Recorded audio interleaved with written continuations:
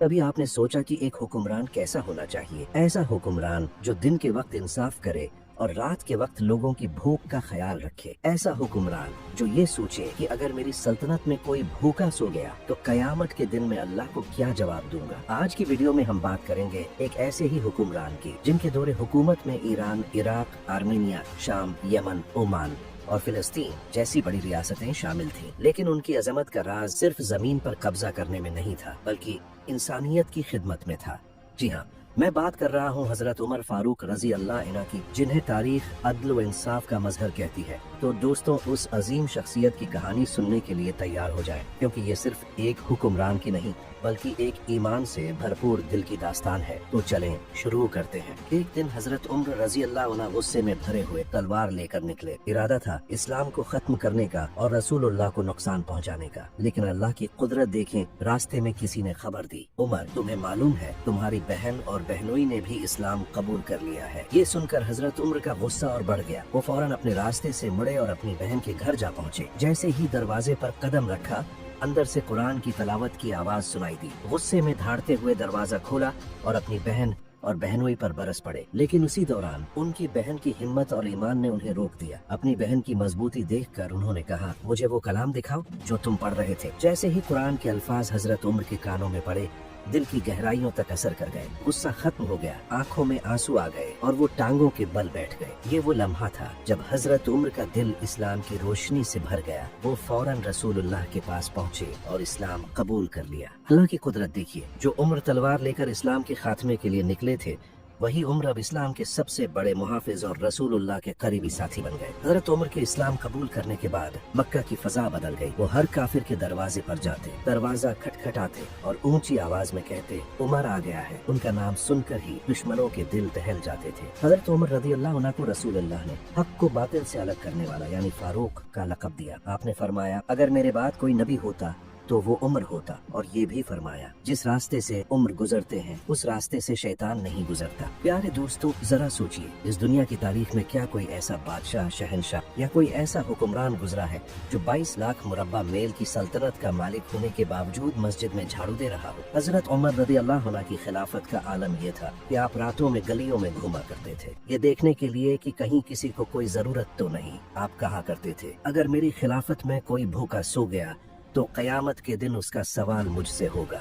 एक रात आप एक घर के सामने से गुजर रहे थे। अंदर से बच्चों के रोने की आवाजें आई। आपने करीब जाकर देखा कि एक औरत चूल्हे पर हांडी चढ़ाए बैठी थी और बच्चे भूख से बेहाल होकर रो रहे थे। हजरत उमर रज़ियल्लाहु अन्हु ने पूछा, बहन क्या मामला है? औरत ने कहा, ये हांडी सिर्फ पानी और पत्थर से भरी है ताकि बच्चों को ये धोखा हो कि खाना पक रहा है और वो थक कर सो जाएं। हमारे पास कुछ नहीं खाने को। ये सुनकर हजरत उमर के दिल पर गहरी चोट लगी। आप फौरन माल खाना गए, एक बोरा भरकर राशन लिया और खुद अपने कंधे पर उठाकर इस औरत के घर ले गए। आपके साथी ने कहा, अमीर अल मोमिनीन, ये बोरा मुझे दे दीजिए, मैं उठा लूंगा। हजरत उमर ने जवाब दिया, क़यामत के दिन मेरा बोझ तुम नहीं उठाओगे, आज ये भी मैं ही उठाऊंगा। जब आपने खुद खाना तैयार किया और बच्चों को खिलाया, तब जाकर वो मुस्कुराने लगे। आपकी आंखों में आंसू थे, लेकिन दिल को सुकून मिला कि आज आपने एक जरूरतमंद की मदद की। ये थे हजरत उमर फारूक। उनकी शख्सियत सिर्फ इंसाफ और बहादुरी की नहीं, बल्कि इंसानियत और खिदमत की अजीम मिसाल थी।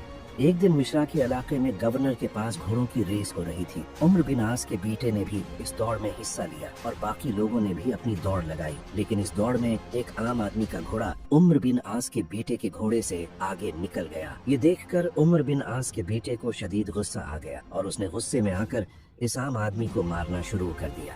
अब वो आम आदमी हजरत उमर के पास आया और अपनी शिकायत पेश की। हजरत उमर रज़ी अल्लाह अन्हु ने फौरन पूरे मदीना को जमा किया। जब सब लोग जमा हो गए तो हजरत उमर रज़ी अल्लाह अन्हु ने वो आम आदमी और उमर बिन आस के बेटे को सामने खड़ा किया। फिर हजरत उमर ने अपनी मशहूर लाठी और कोड़ा मंगवाया जो हमेशा अदल की अलामत समझा जाता था। उन्होंने लाठी इस आम शख्स के हाथ में थमाते हुए कहा, अब तुम उसके बेटे को उसी तरह मारो जैसे उसने तुम्हें मारा था, जब तक तुम्हारे दिल को सुकून न मिले। ये था हजरत उमर का इंसाफ। उन्होंने हर किसी को बराबर समझा, चाहे वो किसी सियासी मनसिब पर हो या एक आम शहरी। हजरत उमर का ये अमल बताता है कि इंसाफ में कोई रतबा या हैसियत नहीं होती, सिर्फ अदल होता है। और फिर एक दफा हजरत उमर की खिलाफत के दौरान मुसलमानों को यमन से गनीमत में कपड़े मिले। मिले। एक दिन हजरत उमर खुतबा देने के लिए मस्जिद में आए तो हजरत सलमान फारसी रजी अल्लाह अन्ना खड़े हुए और ऊंची आवाज में कहा, जो गनीमत में कपड़े मिले थे उनसे किसी मुसलमान का कुर्ता नहीं बनाया गया, और आप तो वैसे भी इतने लंबे हैं, तो आपका कुर्ता कैसे बना? हजरत उमर ने फौरन जवाब दिया, मेरे पास इतना कपड़ा नहीं था कि जिससे मेरा भी कुर्ता बने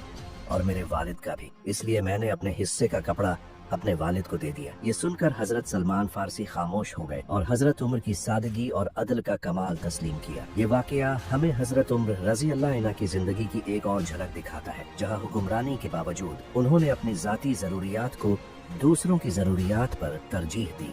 हजरत अबू बकर, हजरत खालिद बिन वलीद और हजरत सैद बिन नबी वक्कास, ये सब बड़े बड़े कमांडर थे जो हजरत उमर की खिलाफत के दौरान मैदान में थे। हजरत उमर के दौर में ही पहली बार मुसलमानों ने यरूशलेम को फतह किया था। जब मुसलमानों ने पहली बार यरूशलेम का मुहासरा किया तो ये पता चला कि शहर में दाखिल होने का कोई रास्ता नहीं था। उसके बाद कुछ बड़े सिपह सालारों और रहनुमाओं ने आपस में बातचीत किया और फैसला किया कि क्या किया जाए। ये वक्त था जब हजरत उमर ने अपनी हिकमत और दूर अंदेशी से फैसला किया कि शहर को फतह करने के लिए नए रास्ते तलाश किए जाए।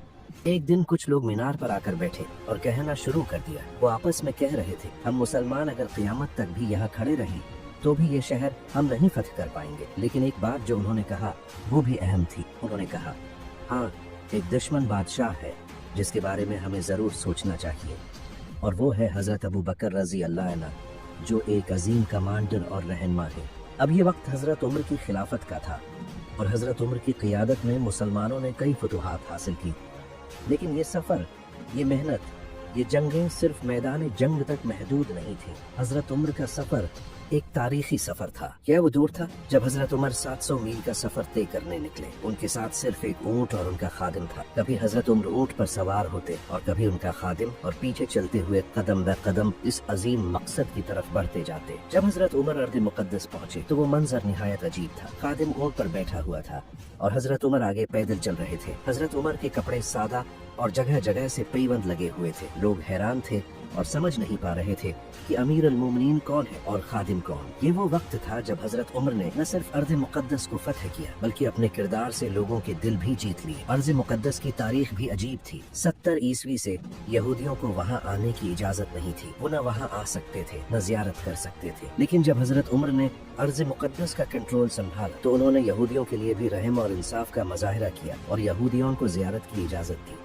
उन्हें अर्ज़ मुक़द्दस में आने और वहाँ राज करने की इजाजत दी गई। ये मेरे नबी के गुलाम की शान थी। अगर मेरे नबी के गुलाम की ये शान है तो फिर मेरे नबी की शान क्या होगी? हजरत उमर की खिलाफत के जरिए एक ऐसी सल्तनत कायम हुई जिसने अदल, इंसानियत और हिकमत की मिसालें कायम की। लेकिन ये अजीम सल्तनत जो सिर्फ 10 सालों में वजूद में आई, इसी वक्त के अंदर खत्म भी हो गई। एक दिन हरमोजन, जो दुश्मन सल्तनत का एक जनरल था, गिरफ्तार होकर हजरत उमर के सामने पेश किया गया। हजरत उमर ने उसे देखा और फरमाया, यह कातिल है, उसका सिर उसके जिस्म से अलग कर दो। ये सुनते ही हरमोजन डर गया। अपनी जान बचाने के लिए उसने हजरत उमर से इल्तिजा की, अरे मोमिनों के अमीर, मुझे पानी चाहिए, मुझे प्यास लगी है। हजरत उमर रज़ी अल्लाह अन्हु ने हरमोजन की दरख्वास्त पर पानी का बर्तन मंगवाया और फरमाया, पानी पियो, जब तक तुम ये पानी न पी लो तुम्हें कोई नुकसान नहीं पहुंचाया जाएगा। हरमोजन ने पानी का बर्तन हाथ में लिया लेकिन उसे जमीन पर गिरा दिया और मुस्कुराते हुए बोला, अय अमीर अल मोमिनीन, आपने मुझे जमानत दी थी कि जब तक मैं ये पानी न पी लूं तब तक मुझे कत्ल नहीं किया जाएगा। हजरत उमर ने अपनी बात को पूरा करते हुए फरमाया, हाँ, हम अपने वादे से पीछे नहीं हटते। तुमने अपनी जान बचाने के लिए चालाकी की लेकिन हम अपने उसूलों के पाबंद हैं। हरमोजन ने अपनी जान बचा ली लेकिन उसके दिल में बदले की आग सुलग रही थी।